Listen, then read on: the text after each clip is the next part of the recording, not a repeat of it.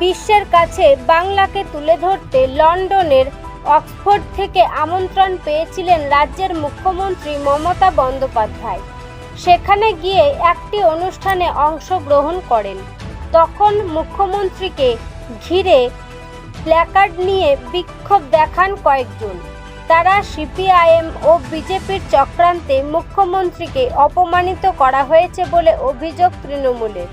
তারই প্রতিবাদে বীরভূম জেলা তৃণমূল কংগ্রেসের ডাকে এদিন লাভপুরে ধিক্কার মিছিল করা হয় তৃণমূল কংগ্রেসের তরফে।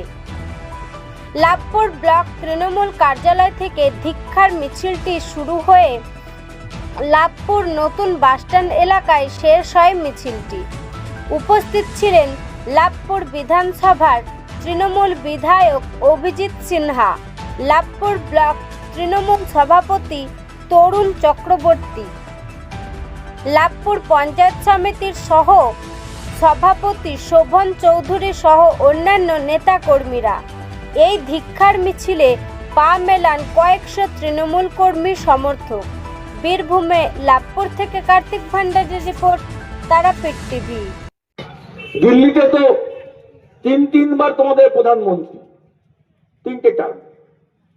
ভারতবর্ষের জন্য ভালো কাজ কি করলেন? আমাদের মুখ্যমন্ত্রী 74টা প্রকল্প করে দিয়েছে। যুবশ্রী, কন্যাশ্রী, রূপশ্রী, লক্ষ্মীর ভান্ডার, সবুজ সাথী সাইকেল, স্বাস্থ্যসাথী 5 লক্ষ টাকার কার্ড, বিনা পয়সায় খাদ্যসাথী চাল। কত বলবো, সারা রাত লেগে যাবে বলতে। তোমরা কি করলে? আর আমাদের মুখ্যমন্ত্রী কি করেছে? মানুষ জবাব দেবে, ভোটের মধ্যে দিয়ে হবে। 21 সালে মানুষ জবাব দিয়েছে, 24 সালে লোকসভায় মানুষ জবাব দিয়েছে, 23 সালে পঞ্চায়েতে জবাব দিয়েছে, আবার 26 সালে জবাব দেবে। কে ভালো করছে, কে খারাপ করছে মানুষ তো বুঝতে পারছে। মানুষ তার জীবনের অভিজ্ঞতার মধ্যে দিয়ে বুঝতে পারছে যে হ্যাঁ, লক্ষ্মীর ভান্ডার আমার বাড়িতে আছে কি নেই, বিনা পয়সায় খাদ্যসাথী চাল আমি পাই কি পাই না, আমার ছেলে মেয়েরা যারা হাই স্কুলে পড়ে 9, 10, 11, 12 ক্লাসে তারা সবুজ সাথী সাইকেল পাচ্ছে কি পাচ্ছে না, আমাদের মেয়েরা স্কুল কলেজে কন্যাশ্রী হচ্ছে কি হচ্ছে না, আমাদের মেয়েদের বিয়ের সময় 18 বছর বয়স হলে 25,000 টাকা রূপশ্রী পাচ্ছে কি পাচ্ছে না। মানুষ জবাব দেবে। যদি পায়, হ্যাঁ পেয়েছি, না পেলে মানুষ তো মুখে মুখে বলে দেবে না পাই না, দেয় না মমতা বন্দ্যোপাধ্যায়। কই, মানুষ সমর্থন করছে মমতা বন্দ্যোপাধ্যায়। খুব জ্বালা লাগছে গায়ে, খুব কষ্ট হচ্ছে। তাই লন্ডনে গিয়ে ওটা কাগজি নিয়ে গিয়ে দাঁড়িয়ে আছে, দেখাচ্ছ? টিভিতে মুখ দেখাবে নাকি? টিভিতে তোমাদের মুখটা ছাপবে, সেইটার জন্য গিয়ে লন্ডনে গিয়ে সব করছো। এটা রাজনীতি নয়। আরে মাঠে ঘাটে দাঁড়াও। বান, বন্যা, অসুখ বিসুখ, কার রক্ত লাগবে, কার অপারেশন করাতে হবে, কোথা থেকে কোথায় বাস চালু করতে হবে, মমতা বন্দ্যোপাধ্যায় সারা বাংলা জুড়ে করছে। কোথায় কোন ধর্মস্থানে উন্নয়ন হবে, সব ধর্মের সমান। যেমন তারাপীঠ উন্নয়ন পর্ষদ হয়েছে, তেমনি পাশের চাপড়ি উন্নয়ন পর্ষদ হয়েছে। এটাই তো মমতা বন্দ্যোপাধ্যায়। ধর্ম নিয়ে নিজের উৎসব সভা, এটাই তো মমতা বন্দ্যোপাধ্যায়।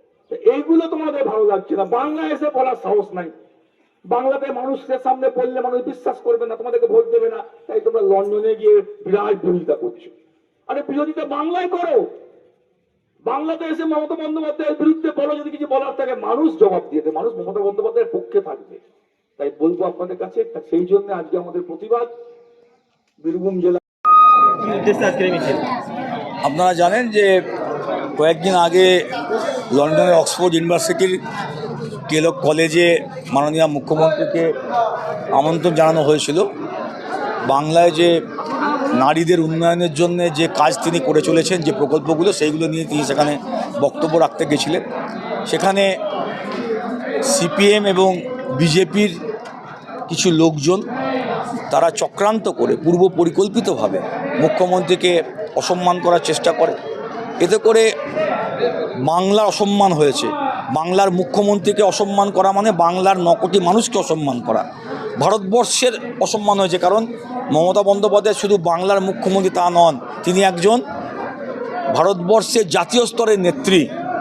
তিনি 9 বারের সাংসদ, 3 বারের মুখ্যমন্ত্রী, 3 বারের কেন্দ্রীয় মন্ত্রী। এই হচ্ছেন তার রাজনৈতিক প্রোফাইল। তাই এইরকম একজন মানুষকে অসম্মান করা মানে দেশের অসম্মান করা, বাংলাকে অসম্মান করা। কারণ তিনি বাংলা থেকে নির্বাচিত মুখ্যমন্ত্রী এবং 3 বার মানুষ তাকে আশীর্বাদ করেছেন, দোয়া করেছেন। তাই এই যে তারা অসম্মান করার চেষ্টা করলে, এই যে ঘৃণ্য চক্রান্ত, তার প্রতিবাদে আজকে আমরা এখানে মিছিল করলাম। বিরোধীদের দাবি যে তাকে কোনোভাবেই কোনো চক্রান্তে বা করা হয়নি, সঠিক তথ্যটাই তার সামনে তুলে ধরা হয়েছে। ওটা তো সেই জায়গা নয়। ওখানে তো মুখ্যমন্ত্রী বাংলার উন্নয়ন এবং বাংলার মহিলাদের জন্য তিনি যে কাজ করেছেন, যে কন্যাশ্রী করেছেন, রূপশ্রী প্রকল্প করেছেন, তিনি বাংলার যে সেলফ হেল্প গ্রুপে মেয়েদের জন্য যে কাজ করেছেন, মহিলা সংক্রান্ত যত উন্নয়ন তিনি করেছেন, সেই কাজটা তিনি সেখানে গেছিলেন ব্যাখ্যা করতে। সেখানে তাকে কবেকার দিনে কি হয়েছে, কি ঘটনা, সেটা প্রশ্নোত্তর মধ্যে আসতে পারতো। হাতে প্ল্যাকার্ড নেওয়ার কী দরকার ছিল সেখানে? সেটা কি প্রতিবাদ জানানোর জায়গা নাকি? ওটা ওটা তো একটা শিক্ষা প্রতিষ্ঠান। শিক্ষা প্রতিষ্ঠানে প্ল্যাকার্ড নিয়ে একটা বক্তব্য চলছে, যে মুখ্যমন্ত্রী বলছেন, আর সেখানে আমি তাকে ডিস্টার্ব করবো, তো এটা চক্রান্ত নয়? এটা অবশ্যই চক্রান্ত।